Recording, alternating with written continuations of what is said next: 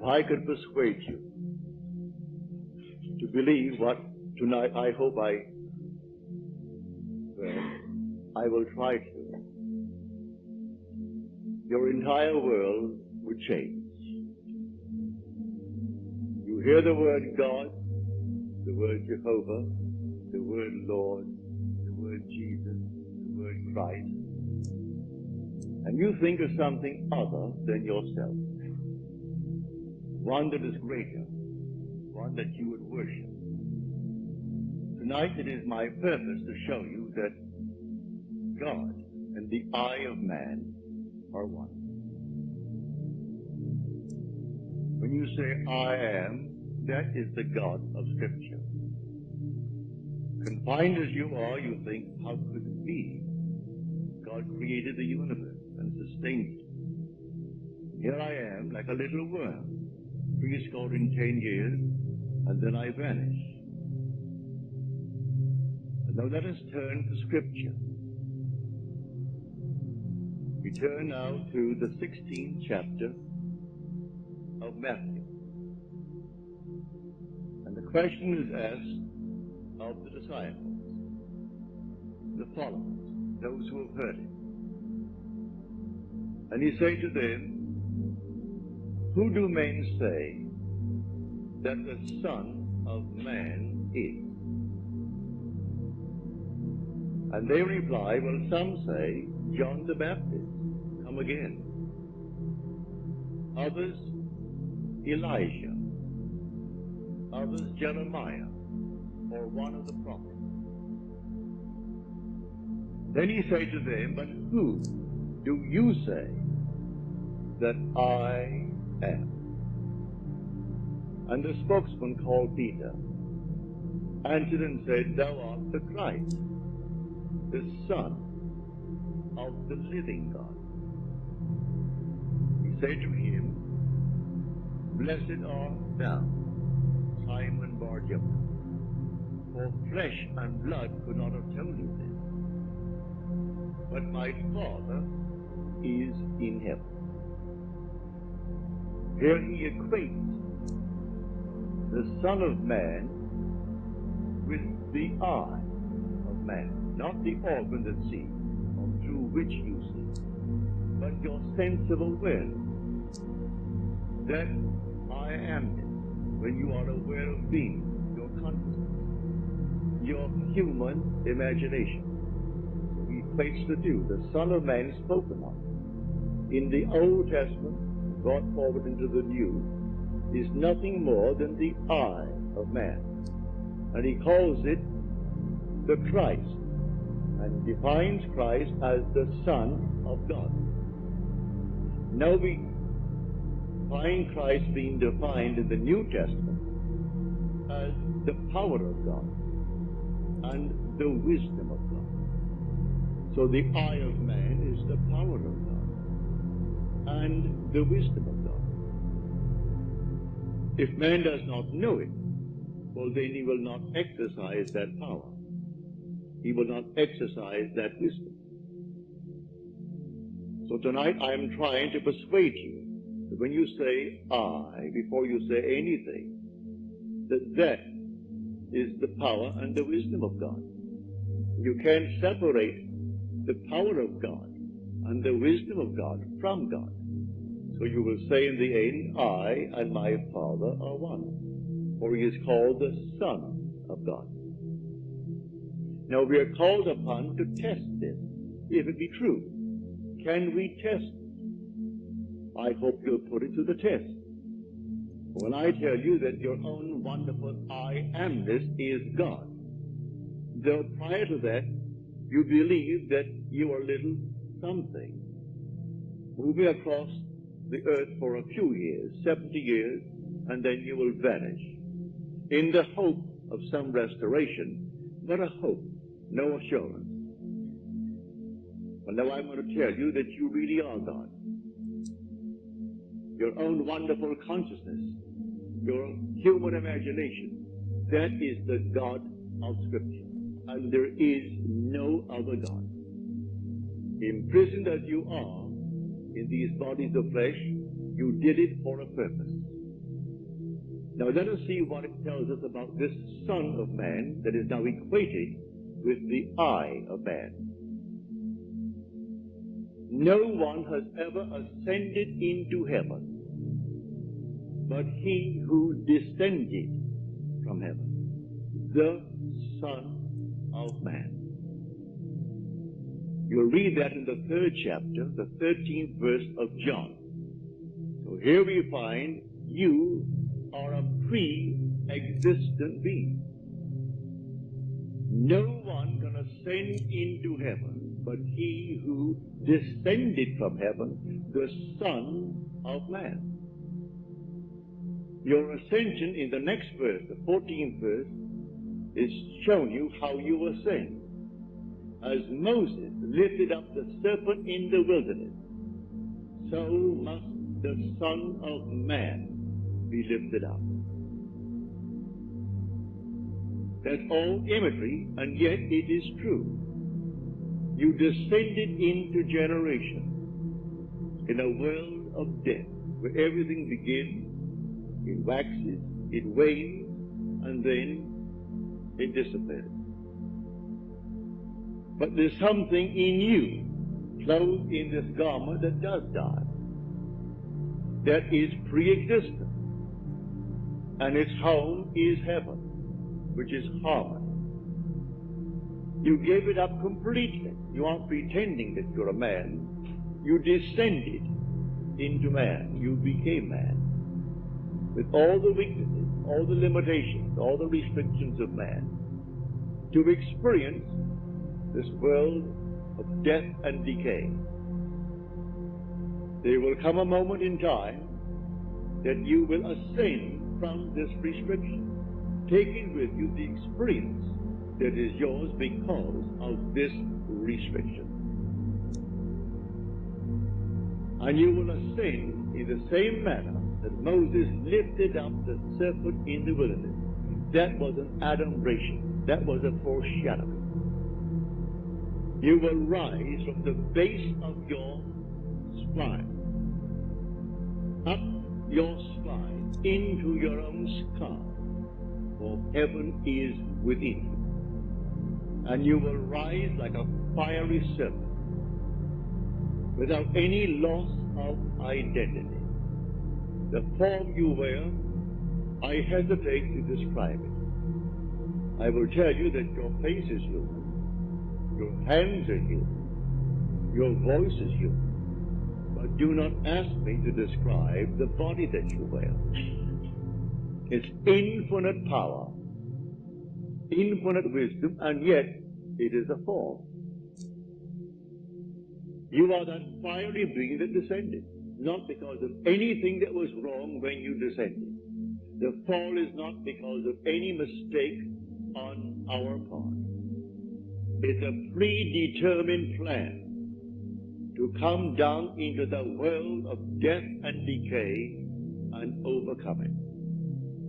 If coming down, wearing these garments, we knew who we were, pretending that we were men, we could not accomplish it. Any more than an actor on the stage, pretending that he is Hamlet,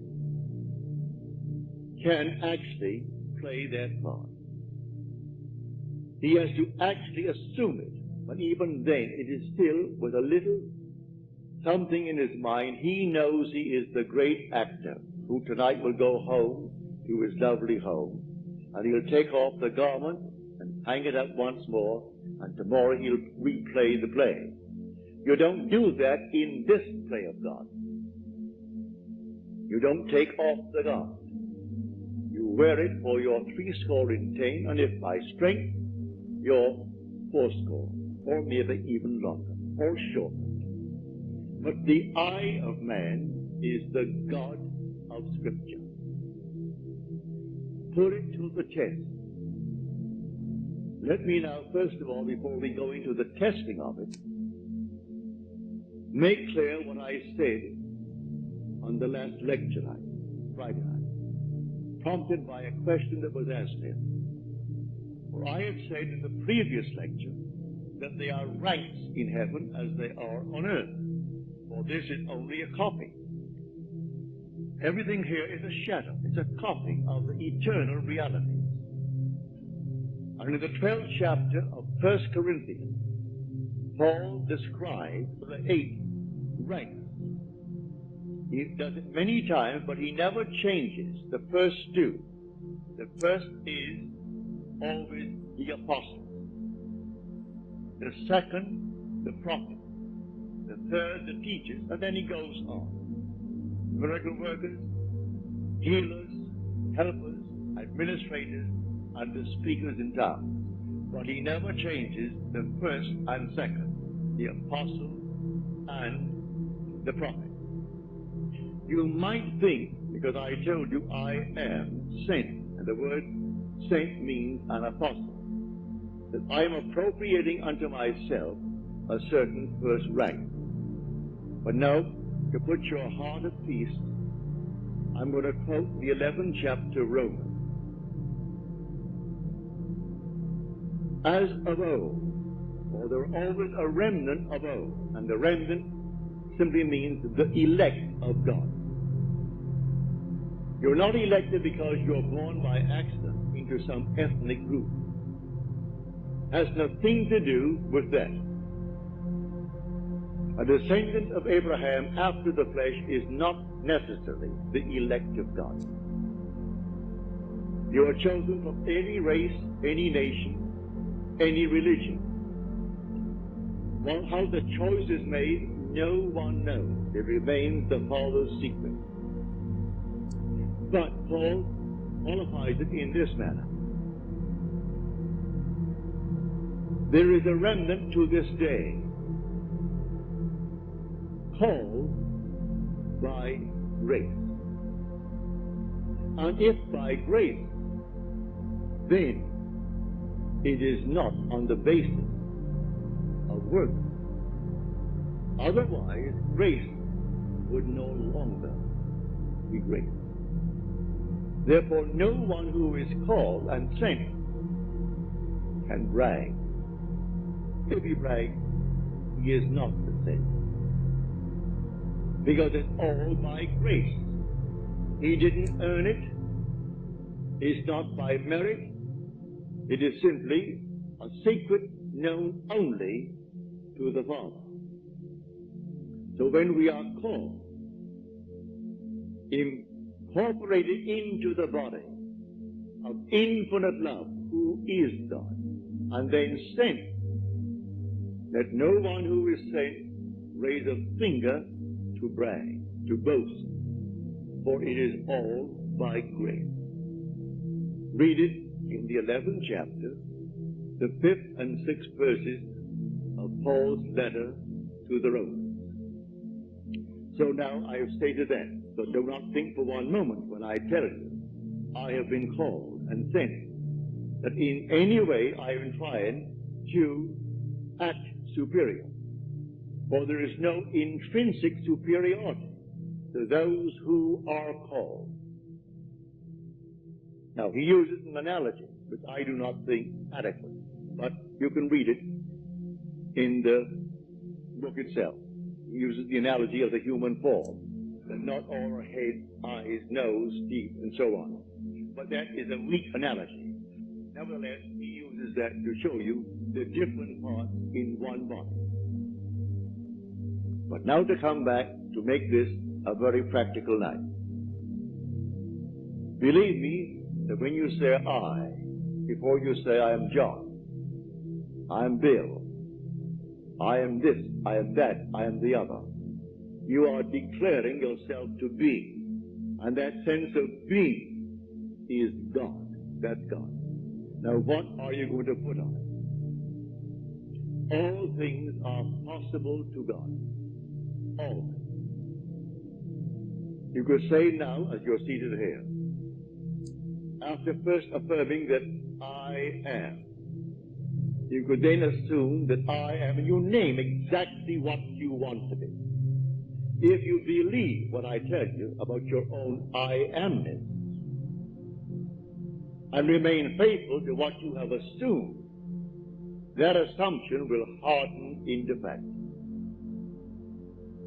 When you pray, in the true sense of the word, you do not pray to any external God. That was my command when I was sent down with the blue blood. Has nothing to do with the social structure of the world. It has only to do with church protocol. All external worship, all ceremonies, everything that leaves the individual outside of himself. To put a little cross on the wall and then bow before it and see it as something external is not what Scripture teaches. Buried in the Old Testament there is a pattern. So he said, taking the 12, we're going up to Jerusalem. And everything written about the Son of Man, which is the eye of man, will be accomplished. But they did not understand what he said. It was beyond their ability to grasp. He is going up, and only the one who has experienced Scripture, which means he has actually resurrected the pattern, playing the part that is the central part of Scripture. He resurrects the pattern, all within himself. He plays all the parts. He is the one who is born from above. He is the one who comes out of the grave, unassisted. He is the one whose 3 witnesses bear witness to his birth from above. He is the one they cannot see because he is now spirit, yet more real than all the flesh in the world. He is the one who actually sees his son, David, and David calls him father, and he knows he is David's father, and David knows that he is his son. He is the one whose temple, the body, is split into from top to bottom. It is he now who ascends like a fiery serpent from the base of the spine up into the skull. He is the one on whom the dove descends and lights upon his hand like Noah in the ark. And as Noah brought the dove into him, you bring the dove to you, for man is the ark of God. And as the ark contains all things within itself, man contains within himself all things. Everything he creates from within himself. And this pattern, the individual awakens within himself. And who does it? The eye of man. And that is God. Now tonight you can test it, as you're called upon to test it. Test yourselves and see. Do you not realize that Jesus Christ is in you? Unless, of course, you fail to meet the test. Examine yourself to see whether you are holding to the faith. What faith? To have someone tell me that I am a Christian, or I'm a Jew, or a Mohammedan, and holding to that faith that they talk about? No. The faith that I'm talking about tonight, that your own wonderful I amness is God. Test it to see if you're holding to that faith.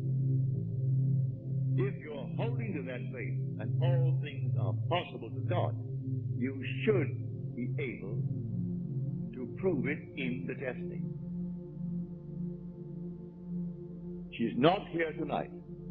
She promised she would write me a letter, having told me the story on Friday. But I know she finds it difficult to express herself in writing.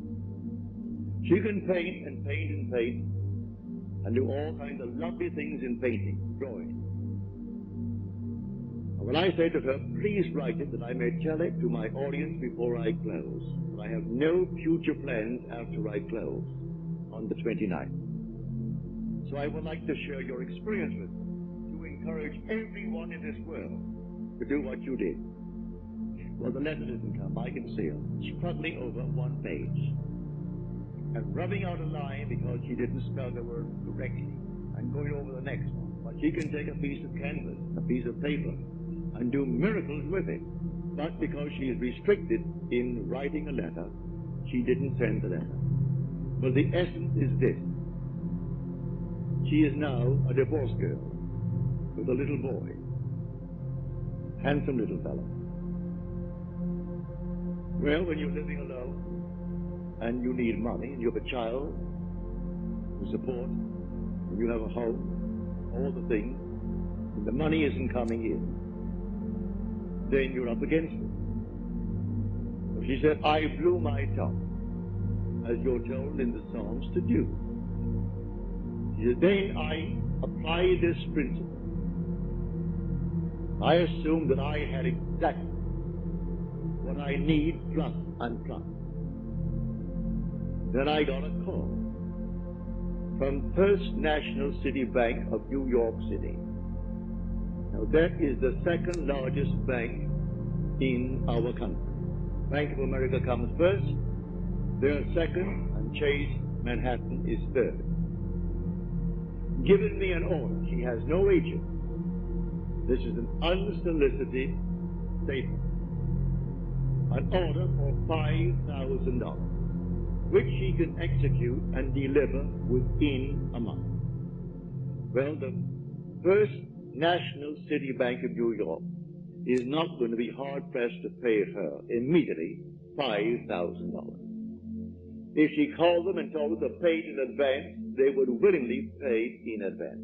And she said, I can execute that order in 1 month. But I want the details. I had hoped she would send me, as she promised last Friday, but knowing her restriction concerning the use of words. You can use the brush and use the pen and use the pencil, but she's limited in the use of words. Eventually, she will send it, but I had hoped to have it by tonight, so I could give you exactly what she did. But this is what I did. Having convinced myself through experience, I have come to the conclusion that because I am aware that I am, that is God. For if by him all things are made, and without him is not anything made that is made, and I start from scratch, only imagining a state, and then I boldly assume that it is real, that I am actually experiencing that state now. And then in the not distant future, that state crystallizes in my world. Well, then I have found God. I have found the source of the phenomena of life. My only concern then is to share it with others and tell them, for they're all one. We are one. No one is greater than the other, not fundamentally. In his claims of what he is in the world of Caesar, he has more money, or he has so-and-so and so-and-so, but basically the same creative power in the man tonight behind bars serving life is the same creative power of the one who sentenced him to life. It's the same being. There is only one God. Hear, O Israel, the Lord, our God, the Lord is one. And the word translated, the Lord, is Yod-He-Vav-He. Properly translated is I am. When you go unto the people of Israel, and they ask you, what is his name? And you claim that the God of Abraham, and the God of Jacob, and the God of Isaac sent you.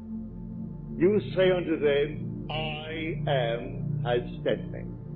That's my name forever. And by this name I shall be known throughout all generations.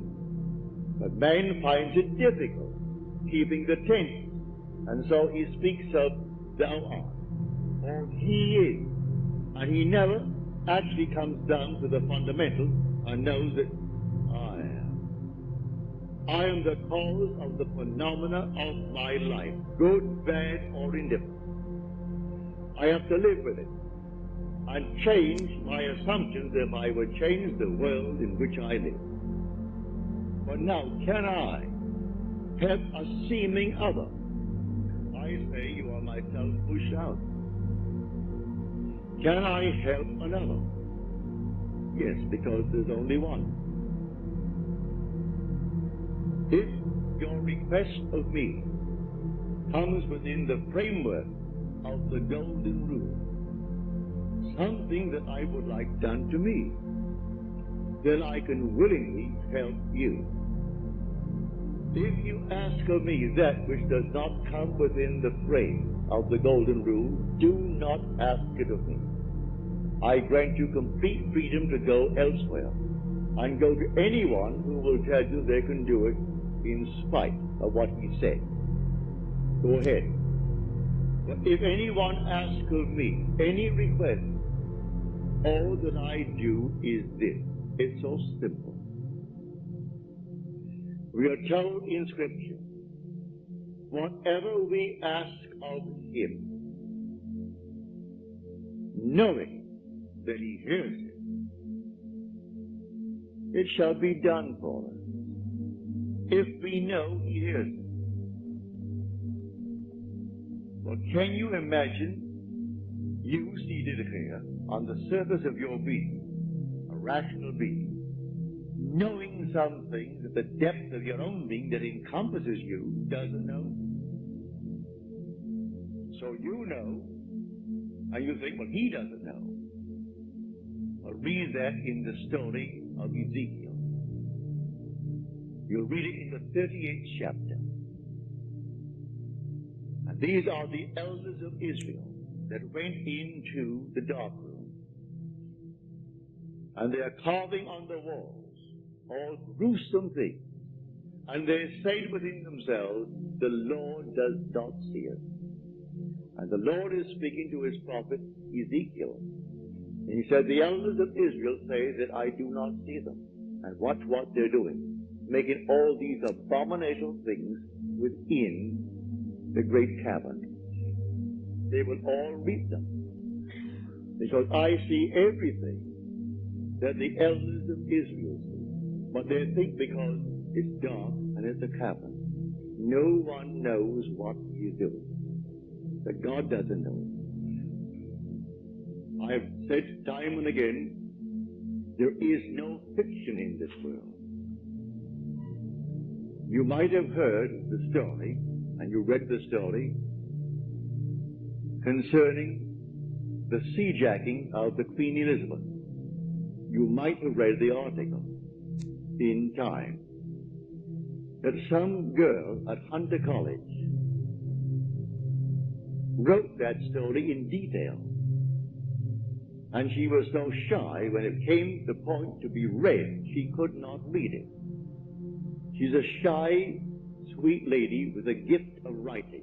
She wrote that in detail, including those who seemingly participated, a terminal case in cancer, and one who is running away from the law, who has not a thing to gain, and therefore is quite willing to blow the Queen Elizabeth with 2,200 souls aboard. And everything is completely in detail in her fictional story. If imagining creates reality, there is no fiction. So, someone expressed her thought and called the captain while at sea and demanded $1 million and would settle for $350,000. Well, it must have cost them, I should say, more than $1 million to stop that huge hulk in mid-Atlantic and then feed 2,200 people 4 times a day for the extra meals that they would have coming to them. Plus all the things that you put it all together, it would cost more than $1 million. And a little girl, possibly writing this for her PhD, or writing it for some reason. And she writes it in detail. They gave her name so you can contact her. They gave the school is Hunter College in New York City. And everything in detail is told in that story. So I tell you, you sit down and write fiction. Need not put it down. My friend wrote fiction. She had a large sum of money coming in. And she went to town within herself. And she wrote in herself. And blew her top, as it were.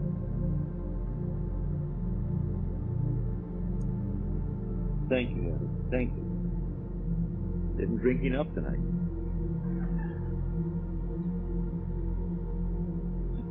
So she, in the depth of her own being, conjured the sum of money that she needed. Beyond, always go beyond. So we are told in the psalm, be angry, but sin not. Commune with your own heart upon your bed, and be silent. Yes, blow your top, but do not let the sun go down upon your anger. Be silent as you commune with self. You don't commune with another, for the self of man is God. So be angry, but sin not. Commune with your own heart upon your bed. Not communing with another, and then you actually know exactly what you want. And in that state, fall asleep. And in a way that no one knows, and you and your surface mind, you do not know, it will all come to pass. Everything in the world is created this way, but man does not know it. Who knows tonight who is treading the winepress that is going to cause a change of mind in tomorrow's world? But when they do it, they are intent into doing it. If you are lukewarm, you're told in Scripture, I'll spew you out. Would that you're either hot or cold. But because that you are lukewarm, I will spew you out. You can't do anything if you're lukewarm. You must be intense about it. You want to be rich? All right, you can be rich. You want to be known? You can be known. No matter what you want, but you must be intense about it. And then commune with your own heart upon your bed, and then let it drop. You'll read that in the 4th Psalm, the Psalm of David. So I say to everyone here, believe me, your own wonderful I amness, your consciousness, your wonderful human imagination, that is God. And all that you behold, though it appears without, it is within, in your imagination, of which this world of mortality is but a shadow. So you can change the shadow if you change the object, for you are the light. He says, I am the light of the world. Change the object that you're holding within yourself and identifying yourself with it. Change that object, you're lighting up, and you'll cast a new shadow upon the world. So you say, I am, and you name it. And then you say, I am unemployed. No, I am gainfully employed, making more than I've ever made before. Don't ask yourself how, why, and through whom. That is not your conscious reasoning mind's concern. If you take the intellectual background, the educational background of those who are making top money in the theatrical world, I doubt that they could pass any college examination. I don't think they could pass any entrance examination to college. Yet they're making $1 million, $2 million a year. Do you think Bob Hope could pass today's examination for entrance into college? But all of his material is written for him anyway. Can't even write that. But he has millions, all right, because that's how he drank. May I tell you? I know the background of the man. A friend of mine who is now gone from this world played in vaudeville with him, and he would borrow from my friend every week a sum of money because he had to go to that post office and buy a postal money order and send to his bank. He borrowed money that was interest-free, because he was sending in money that was not interest-free. He had to send a certain sum of money every week, and he would send it into his account. And both my friend Harry Webb, who had a band, and they played together. Not in the same act. Harry had his own act. He has a small band. And Harry was the outgoing personality who didn't care about money, and so he wanted money. Both wanted money. He will loan me the money. He always paid it back the next week and borrowed again, because he had to have so much in that bank every week. And whether we go into a restaurant and food was left over, like bread and butter, who took it all home? Bob Hope. Bob took all the buns, all the rolls, all everything that was there uneaten. He paid for it, and you paid for it. You don't want it, Harry, do you? No. All right, so he took it home. So he has 400 million, so they claim. That was his goal in life. If that's your goal, have it. I speak of another goal. The goal of awakening to who we are. When man awakens from this dream, the whole vast world and all that it contains is as nothing to the being that you are. You came down from heaven, where the whole is yours. As you're told in the 50th Psalm, if I were hungry, I wouldn't tell you, for the world is mine, and all within it. The cattle on 1,000 hills are mine. So why should I tell anyone of my need when it's all mine anyway? I would slay and eat. When you awaken, you don't ask anyone if you awaken from this dream of life. But while you're in it, all right, we're one. This little hand of mine, if it begins to itch here now, it's easier for me to take this hand that is not attached to this and scratch it, and to try to bend this thing out of shape to scratch the back of it. I could rub it here, but why not? This is easier. And take a part of my own being to ease the itch. We're all one pushed out. So you can do it. Ask anyone that you trust. May I tell you, he isn't, if he knows how to pray, he isn't going to burst any blood vessel. He isn't going to get down on his knees and pray to any external God if he knows how to pray. He isn't going to beg of anyone in this world. What he will do, he will simply represent you to himself as one telling him that you have what you asked of him. And when he is satisfied that you told him that you have it, don't ask the second time for the same thing, because he is not going to listen to you. He heard it, he is still hearing it, and he will continue to hear it until that which he has heard is perfectly externalized.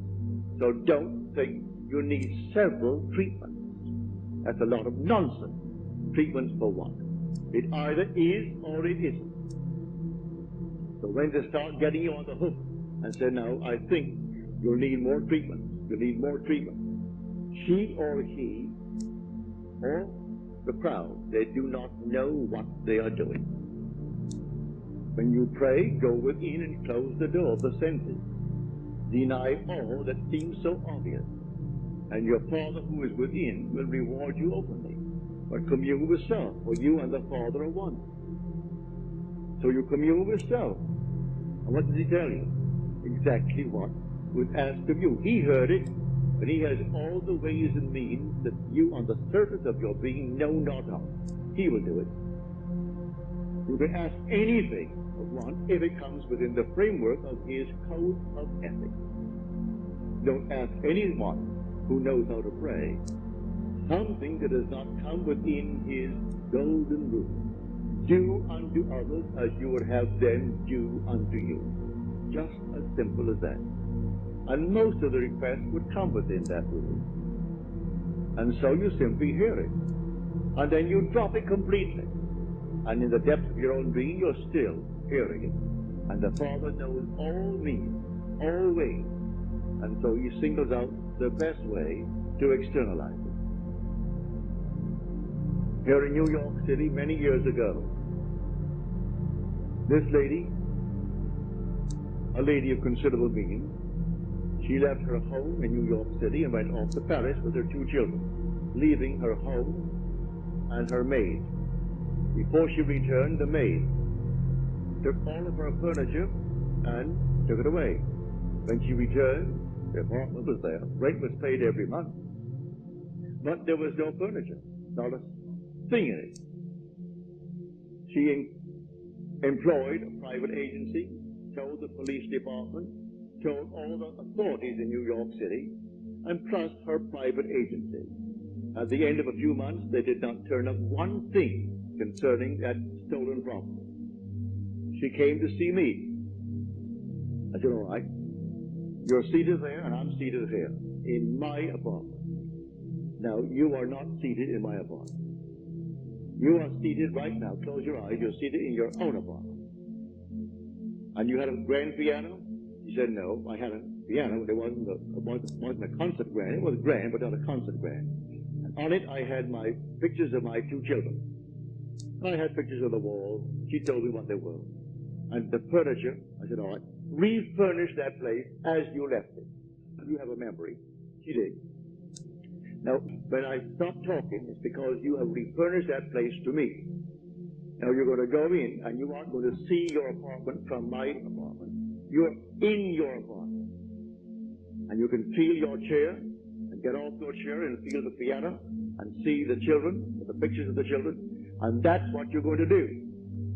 She agreed she would do it. And then, we simply broke the spell. What did it take? 2 minutes? 3 minutes? That week, she went to her bank on Madison Avenue. As she was coming out of the bank, she had a past history of a little mental state where she was put away for a while because she needed psychiatric treatment. And the bars on this window reminded her of her past history and therefore addled her for a while. So she came onto Madison Avenue and turned south instead of turning north, where she should have. When she discovered her mistake, she was at the end of the block. When she got there and discovered her mistake, she looked down, and 2 very familiar ankles were standing right before her. She came up to the face, that's her maid. And the maid spotted it and started to scream.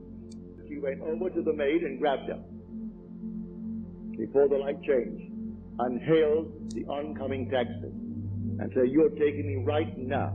And the maid, who could have killed her, she was so big and strong, was so reduced to impotency because of the discovery.